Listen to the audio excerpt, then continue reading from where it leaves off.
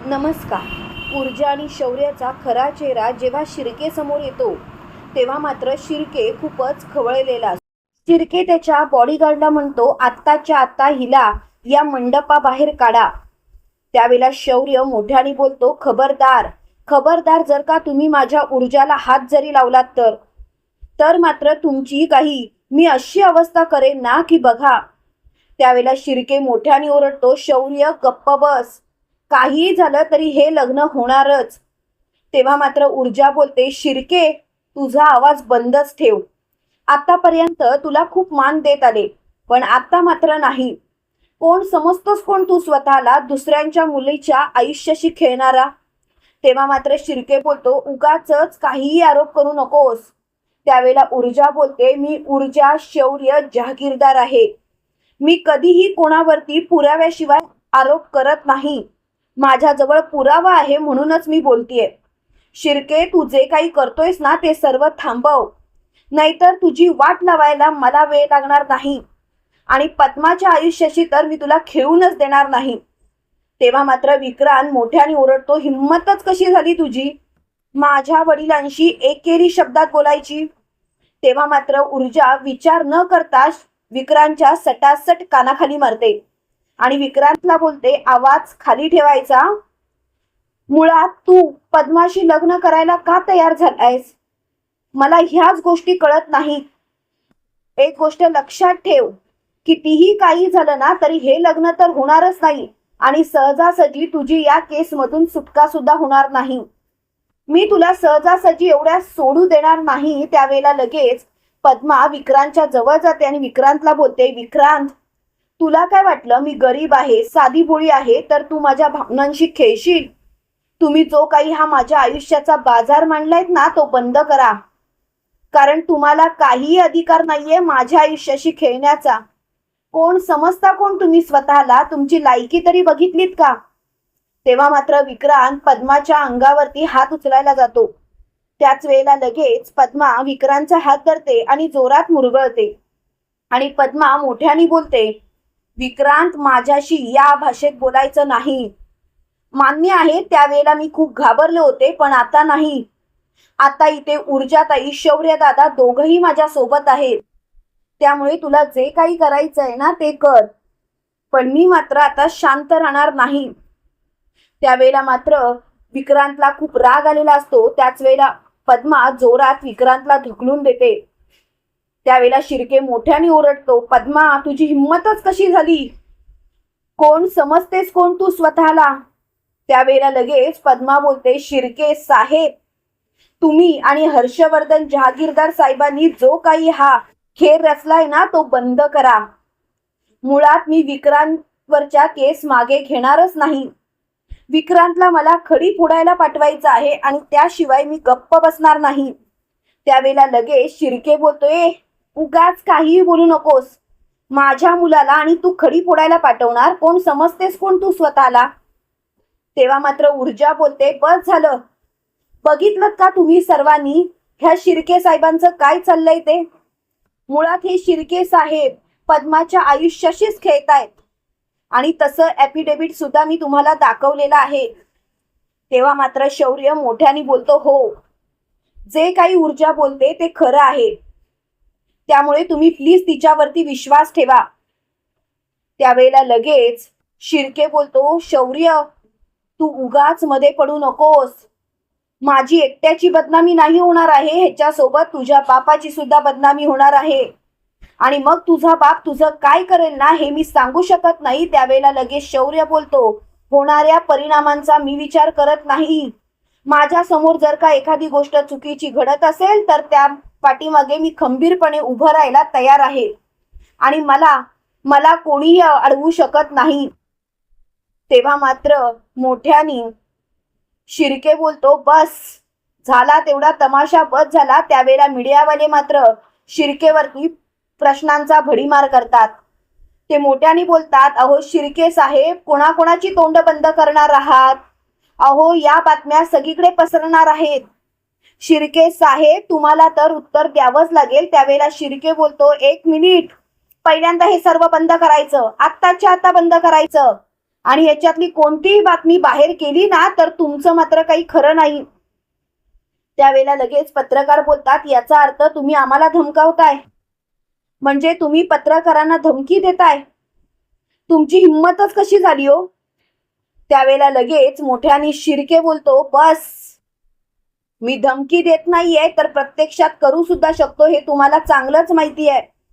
त्यावेळेला ऊर्जा बोलते, वाह वाह शिर्के साहेब वाह, स्वतःच्या पदाचा गैरवापर करणं हे तर तुमच्या तत्वात बसतच असेल, पण आज मात्र तुम्ही मीडिया समोर हे बोलून खूप मोठी चूक केली. त्यावेळेला अर्पिता बोलते, तू गप्प बस ना शौर्य, अरे हिला सांग ना आताच्या आता इथून बाहेर जायला. त्यावेळेला लगेच शौर्य बोलतो, अर्पिता प्लीज तू जरा शांत बसशील. त्यावेळेला मात्र अर्पिता चांगलीच गप्प बसलेली असते. त्यावेळेला पद्मा मोठ्याने बोलते, आज मात्र मी शांत बसणार नाही. मग आजपासून मी खूपच घाबरले होते. त्यावेळेला ऊर्जाचं लक्ष दिव्यावर जातं आणि ती दिव्याच्या सोबत जाते. ती दिव्याला बोलते, दिव्या हे सर्व करताना तुला लाज वाटली नाही? दिव्या हे सर्व तू का केलंस? त्यावेळेला दिव्या बोलते, हे बघ ऊर्जा, मी तुझी मोठी बहीण आहे, माझ्याशी नीट बोलायचं, या भाषेत बोलायचं नाही. त्यावेळेला लगेच ऊर्जा बोलते, तू माझी मोठी बहीण आहेस ना, म्हणूनच तू वाचली. त्यावेळेला लगेच दिव्या बोलते, हे बघ ऊर्जा, उगाचच नको तिथे शहाणपणा करू नकोस. हे बघ डॅडने जे काही ठरवलंय ना तसंच्या तसं होऊ दे, तू उगाचच त्यांच्यामध्ये येऊ नकोस. त्यावेळेला लगेच ऊर्जा बोलते, मध्ये तर तू येऊ नकोस, मी तुला शेवटचं सांगतेय, आता जर का तोंडातून एक जरी शब्द काढलास ना तर बघ. त्यावेळेला लगेच शौर्य बोलतो, दिव्या वहिनी तू गप्प बस, तू काय केलंयस कळतंय का तुला? जरा तरी समजतंय का?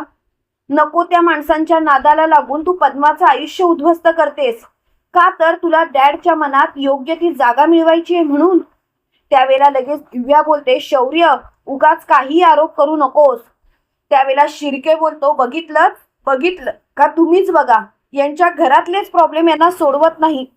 अहो मी तर या पद्माला न्याय मिळवून देण्याचा प्रयत्न करतोय, मी या मुलीचं लग्न माझ्या मुलाशी लावण्याचा प्रयत्न करतोय, नाहीतर तुम्हीच विचार करा या गरीब मुलीशी कोण लग्न करणार आहे. पण माझा मुलगा मात्र लग्न करायला एका पायावर तयार झाला, कारण त्याचं प्रेम पद्मावरती आहे म्हणूनच ना. तेव्हा ऊर्जा बोलते, पद्मावरती खरोखर विक्रांतचं प्रेम आहे? जर का पद्मावरती विक्रांतचं प्रेम असेल ना तर मला नक्कीच आवडलं असतं त्याच्याशी लग्न लावून द्यायला, पण विक्रांतचं मात्र अजिबात प्रेम नाही. तुम्ही स्वतःच्या स्वार्थासाठी पद्माच्या आयुष्याशी खेळताय आणि यासाठी मात्र मी तुम्हाला कधीच माफ करणार नाही. त्यावेळेला लगेच शिर्के बोलतोय, बस झाला, अति आरोप करतेस तू माझ्यावरती, उगाच नको ते आरोप करू नकोस, आणि कोण समजतेस कोण तू स्वतःला. त्यावेळेला लगेच मोठ्याने ऊर्जा बोलते, शौर्य आता मात्र बस झालं, आता कितीही काही झालं तरी सुद्धा मी पद्माचं लग्न या विक्रांतशी होऊ देणार नाही. आणि शिर्के आता तर तोंडाचा पट्टा बंदच ठेवायचा, अजिबात तोंडातून एकही शब्द काढायचा नाही. त्यावेळेला मात्र शिर्के खूपच चिडलेला असतो. शिर्के मोठ्याने बोलतो, काय चाललंय? मी मगाचपासून ऐकून घेतोय म्हणून तुम्ही काहीही बोलाल का? एक गोष्ट लक्षात ठेवायची, तुम्ही या भाषेत माझ्याशी नाही बोलू शकत. आणि पद्मा तू स्वतः लग्नाला तयार होतीस ना, त्यावेळेला पद्मा बोलते, जसं तुम्ही नाटक रचलं होतं तसंच मी नाटक रचलं, मला तुमच्या मुलाशी लग्न करण्यात काही मात्रही इंटरेस्ट नाही आणि कधीच नव्हता.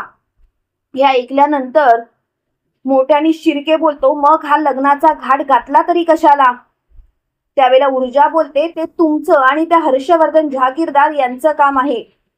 मुळात हर्षवर्धन जहागीरदारांना कोणतीही केस हरलेली आवडतच नाही, म्हणून तर त्यांनी हे सर्व घाट घातला ना. त्यावेळेला लगेच शौर्य बोलतो, मी तर माझ्या डॅडला कधीच माफ करणार नाही. डॅड एवढ्या खालच्या थराला जाऊन कसे काय वागू शकतात तेच मला कळत नाहीये, पण आता मात्र डॅडला या प्रश्नाचं उत्तर द्यावंच लागेल. आता सगळं काही संपल्यात जमा आहे. त्यावेळेला मात्र त्यांची खूपच चिडचिड झालेली असते. त्यावेळेला लगेच ऊर्जा मोठ्याने बोलते, पुरे, आता मला या विषयावर वाद घालायचा नाही. पद्मा चल आपण इथून निघूया. त्यावेळेला शिर्के पद्माचा हात धरतो आणि पद्माला बोलतो लग्न करूनच इथून जायचं आहे, लग्नातून असं पळून जायचं नाही. त्यावेळेला ऊर्जा शिर्केचा हात जोरात उडवून लावते आणि मोठ्याने बोलते, पद्माच्या हाताला हात लावलात ना तर मात्र तुमची काय अवस्था करेल हे मला सुद्धा माहिती नाही. तेव्हा मात्र शिर्के बोलतो, असं नाही वाटत ऊर्जा, तू जरा तुझं तोंड सोडून बोलतेस. तेव्हा ऊर्जा बोलते, आता तर मी फक्त एवढंच बोललीये, पण एक गोष्ट मात्र लक्षात ठेवायची, माझ्या वाटेला जायचं नाही.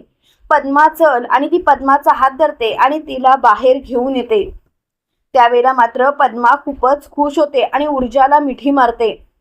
त्यावेळेला मात्र ऊर्जा बोलते, पद्मा पद्मा तू घाबरू नकोस, मी आहे ना, मी सगळं काही नीट करेन, तुला घाबरायची गरज नाही. आणि पद्मा, आज ज्या पद्धतीने तू सगळ्यांसमोर धीट उभी राहिलीस, सगळ्यांना अगदी चोख उत्तर दिलंस, तसंच तू वागायचं आहेस. पद्मा, आता यापुढे अजिबात डगमगायचं नाही, तटस्थ उभं राहायचं आणि शिर्के आणि त्या विक्रांतसारख्या लोकांना जबरदस्त उत्तरं द्यायची. त्यावेळेला पद्मा बोलते, हो ऊर्जाताई हो, आज मला कळून चुकलं की मी काय केलं पाहिजे ते, आणि मला ते कळलंय. त्यावेळेला लगेच मोठ्यानी शौर्य बोलतो, ऊर्जा खरंच तुझ्या हिमतीला मानलं पाहिजे. इकडे मात्र शिर्के खूपच चिडलेला असतो. त्यावेळेला विक्रांत म्हणतो, झालं झालं का तुमच्या मनासारखं, मी सांगत होतो नको त्या गोष्टी करू नका, पण तुम्ही मात्र माझं ऐकलं नाहीत आणि हे सर्व काय होऊन बसलं बघितलं ना.